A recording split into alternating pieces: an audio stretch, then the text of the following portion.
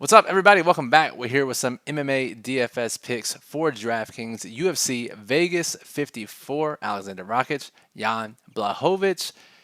Best bets, cards, strategies, lineup tips, FanDuel, DraftKings, Yahoo, betting, you name it. We're here for everything for you. About 15 minutes long. Break down the main event, fighters that are making their debut, fights you want to target for your DFS, some prize picks, some bets you want to make. Again, everything you need. Welcome. I'm Brian Jester, co-founder here at Occupy Fantasy, joined by Jake the Snake, MMADFS.com. Jake, what's up?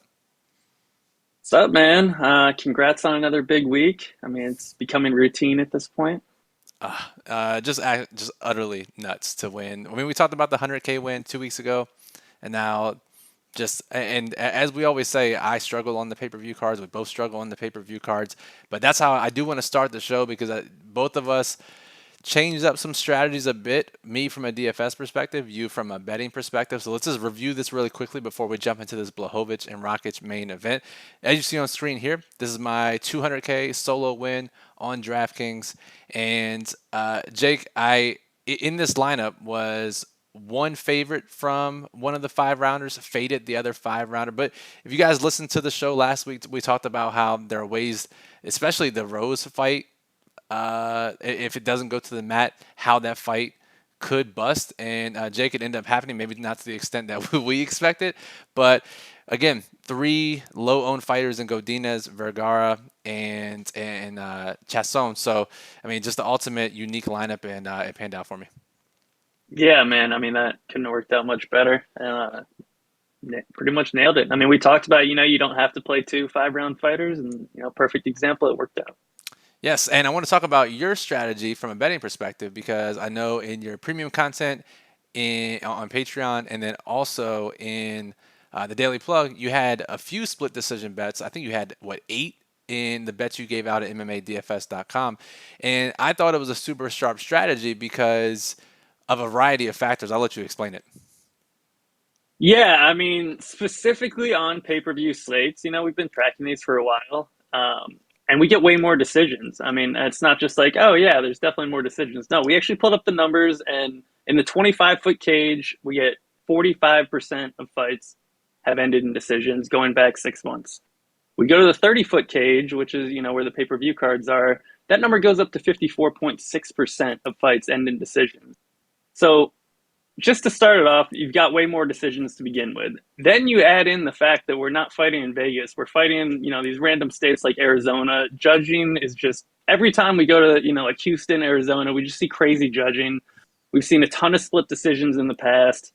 I've been burned many times on them. I think, I've personally complained to you about the Calderwood Murphy decision probably a dozen times. But Every week. there's other there's other ones as well.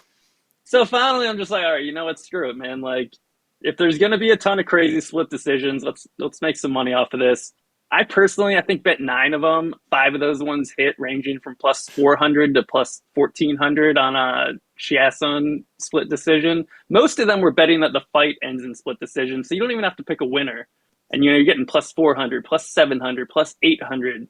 Hit the OSP Rua, hit the Chaos Randy Brown, hit the Dumont Chason, Esparza Namajunas. All these fights that, like, pretty good chance that it's going to be hard to pick a winner. So kind of easy to think that, one judge might see one thing and another sees the other thing, especially on these pay-per-view cards. So I think that's a pretty viable strategy moving forward. I think in general, like, people complain about bad judging, but if we can make money off of it, then I mean, it's going to look a lot better. Exactly. I mean, we're dealt the hand that we have, and everyone's playing the same game. So whether you're betting, take advantage of that with the split decision bets. And 2 or 3 of those were in my winning lineup. And for me, from a DFS perspective, that meant I should play more dogs, not be afraid to play 3+ dogs in my lineups because there's a chance they eke out a split decision. And for you, from a betting perspective, instead of complaining about, oh my God, I can't believe this fighter I had to win decision lost, hell, let's just bet it to win a or to end in a split decision. And now we cover all of our bases. So that's enough patting on the back from last week. I think by this time I've gotten 200,000 pats on the back in the past 7 days. So we'll move on to this card. Blachowicz and Rakic. And Jake, as you pointed out in the Daily Plug, which is live on OccupyFantasy.com right now, that this is one of the more fadeable main events in DFS. So talk to me about how you think the fight plays out and what it means for our lineups. Yeah, so I mean, we've got two, really powerful light heavyweights coming in here. Neither guy throws a ton of volume. So I mean, right off the bat, I mean, it's kind of obvious that like if they don't get an early knockout, we're probably going to see a lower volume fight. If it goes the distance, there's a really good chance they don't put up a big score. I mean, we've got Rakic coming off three straight decisions, I believe. 5 of his 7 UFC fights have gone the distance. He was just in this completely boring staring contest versus Thiago Santos. And he's been a boomer bust option. He's either, gotten a round 1 knockout, or he, does what he did against Anthony Smith, where he takes him down and lands 500 ground strikes. But outside of that, he's generally involved in lower volume affairs on the feet. And, he's not going to get there unless it's an early knockout or a super grappling heavy decision with a million ground strikes. And then we've got Jan Blachowicz, 39 years old now. He just lost the belt to Glover. Looked pretty bad in that fight. He started tapping before Glover even got his hand under his neck. So, I mean, I don't know what that was about, but I mean, prior to that, Jan's been looking pretty good. But I mean, you look at how he got the belt, he didn't beat the champ. He won the vacant belt against Reyes. So, I mean, there's some holes to poke there. But overall, I would say he's looked pretty good. But from a DFS perspective, he almost never gets first round finishes. 16 of his last 17 fights have seen the second round, and he's never landed a finish beyond round 2. So, I mean, he's basically kind of like a round 2 KO or bust option. The only times he's scored well is if he incorporates a bunch of grappling. And the only time he's done that, the only time he's landed a takedown in his last 7 fights was when he fought Adesanya, who was moving up a weight class. So we haven't seen him grapple a ton recently against actual light heavyweights, even though he can grapple. I mean, maybe he will here, but Rakic has a really good takedown defense. So it's going to be really hard to get Rakic down. 90% takedown defense. Blachowicz has a 53% takedown accuracy. So if you look at it that, Jan needs either a knockout in the first 2 rounds or a grappling heavy, decision, it's kind of harder for him to score well in this case also. So, I mean, both these guys are super durable. Blachowicz hasn't been knocked out he's only been knocked out once since 2011. Rakic has never been knocked out. I mean, there's just a lot of red flags going on, but I think in general, people see this. People saw Rakic's last fight against Santos. They saw Jan look bad. They see in general that he doesn't score really well. I mean, he did score well against Adesanya, but that was kind of an anomaly. So, I mean, I think people are going to be lighter in general just because everyone kind of realizes what's going on here. But at the same time, we have an 11-fight slate. These guys do have serious KO upside if they do get a knockout in the first 2 rounds. So, I mean, they're still going to be pretty owned. I mean, we're still going to see above 70% projected ownership on this. So if it does bust, 3/4 of the field is, donezo right there in tournaments. So I think there's some interesting leverage moves to fading this in tournaments. I don't think I'm the only person with that idea. Yeah, well, I think we'll see the combined ownership a little bit lower than we normally do. And I mean, you and I were even talking that is it even viable or correct this week to stack it in low risk like we normally do on DraftKings? And I think that there are some ways that you can not stack the main event and hell, not even play a main event. Maybe you just play Blachowicz, right? There's a lot of different ways to play. It's not a cookie cutter low risk week, I would say. Absolutely. I mean, I can see stacking it. I can see not playing either guy. I can see playing just Blachowicz. Honestly, I think you can make viable cash lines all 3 ways, but none of them are going to be comfortable. And I think in general, it's not a great cash week. We'll see what most people do. I mean, sometimes when it's not a good cash week, it almost makes it easy. Right, it makes it easier to cash. No one knows what to do, but right. I don't know. It's definitely not an easy cash week. So, I mean, I think you really want to think about it or else just avoid cash and just play tournaments. That sounds about right. All right, let's talk about the newcomers now. We do have a fight that was scheduled for a couple of weeks ago. It got canceled on the day of the fight, and that is the Tyra Candelario fight. Both these guys are making their UFC debut. If you want a breakdown of what their games and their fighting styles are like, check out our video from 2 weeks ago, and we broke it down there. I'm not going to repeat what we said. So instead, we'll talk about the other 2 newcomers making their debut, starting from the highest price to the lowest price. We have Jake Hadley at 8,800 against Nascimento, and we have Torres against Frank Camacho. Manuel Torres is 8,300. So, Jake, let's start with Hadley. Background, fighting style, what to expect. Yeah, so Hadley's a 25-year-old undefeated English wrestler. He won the Cage Warriors belt in the second most recent fight. It was kind of a boring 25-minute decision where the guy sprinted into Hadley's takedowns every single round. It was one of the more bizarre fights I've seen in a while. I don't know what his opponent was doing. He literally just charged him every time. Hadley gets one takedown, 5 minutes of top control, rinse and repeat.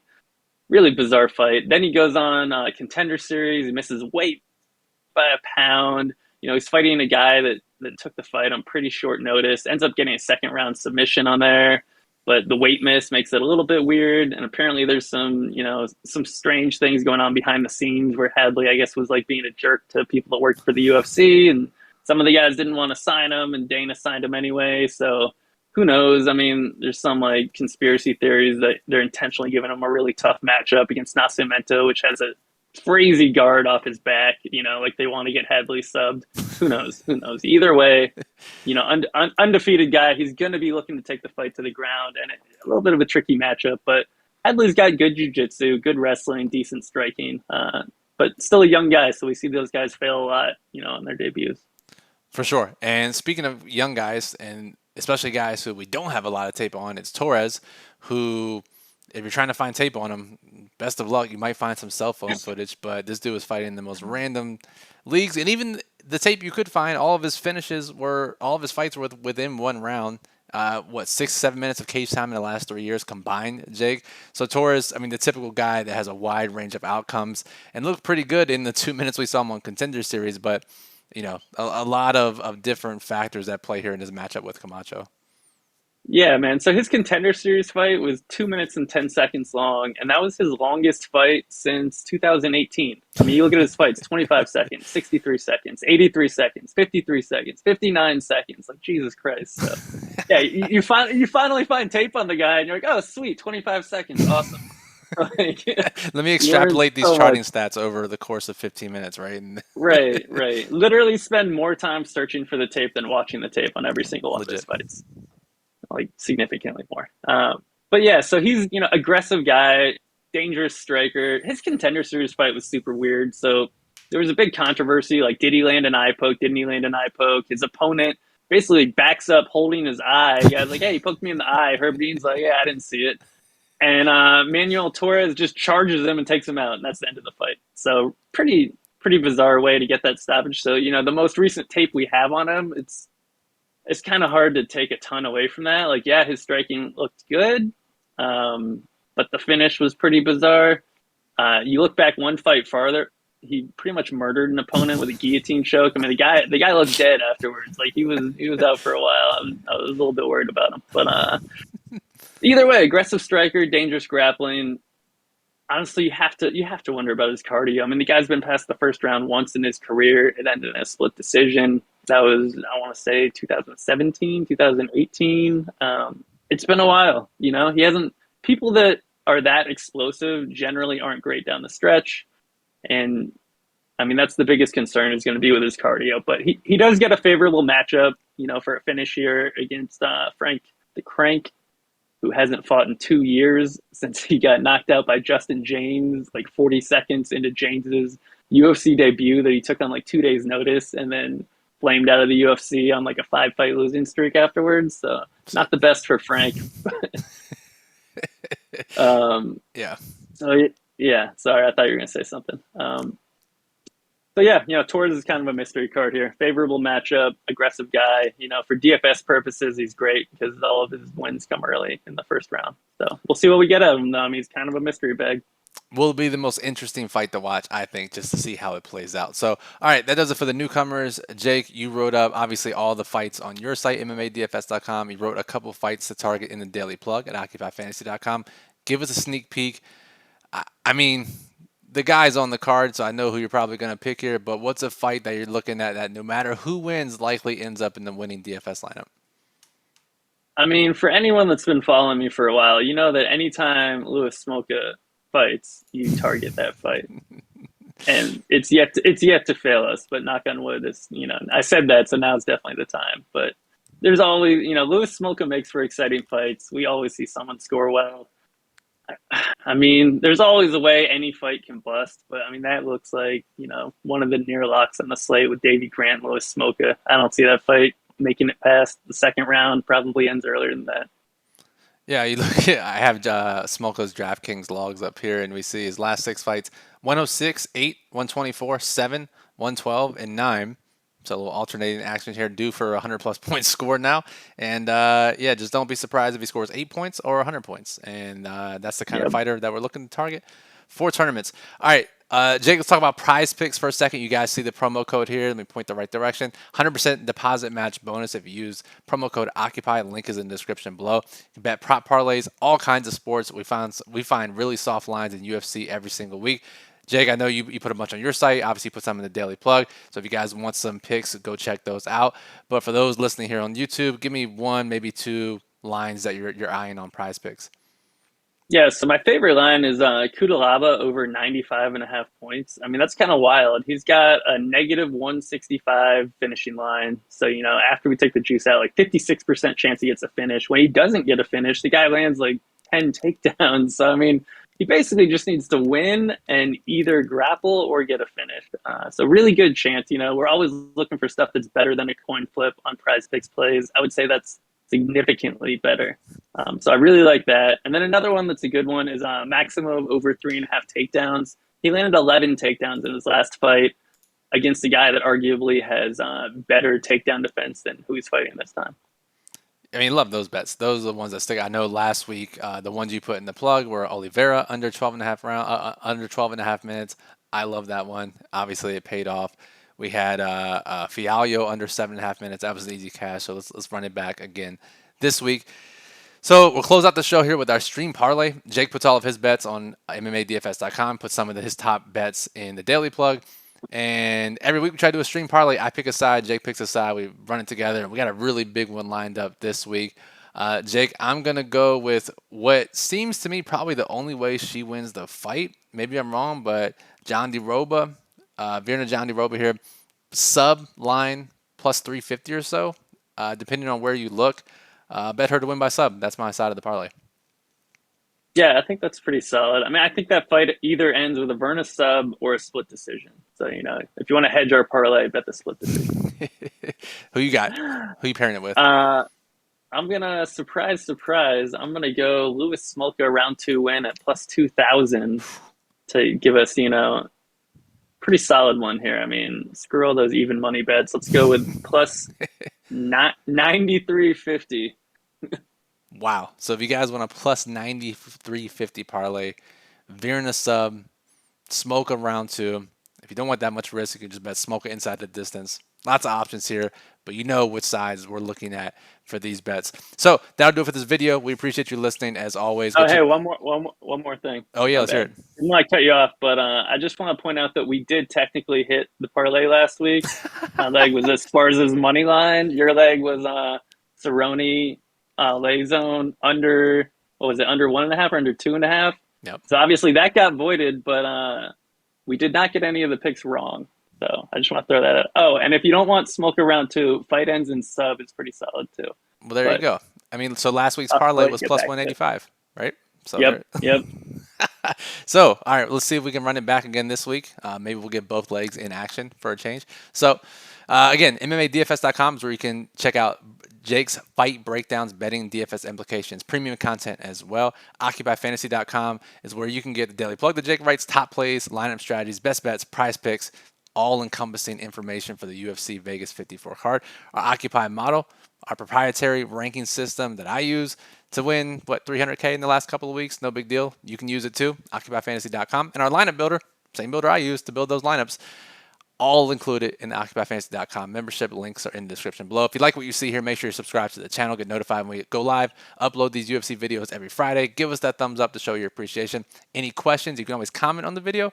Or, best way, join our Discord server. Click the join button below this video, OccupyFantasy.com/Discord to chat with us, other members of the OccupyFantasy.com community. And God forbid I get another sweat, you guys can sweat it out with me. And maybe it'll be one of you this week, and we can sweat it out in Discord together. So for Jake, at DFS_MMA, I'm at Brian Jester FF.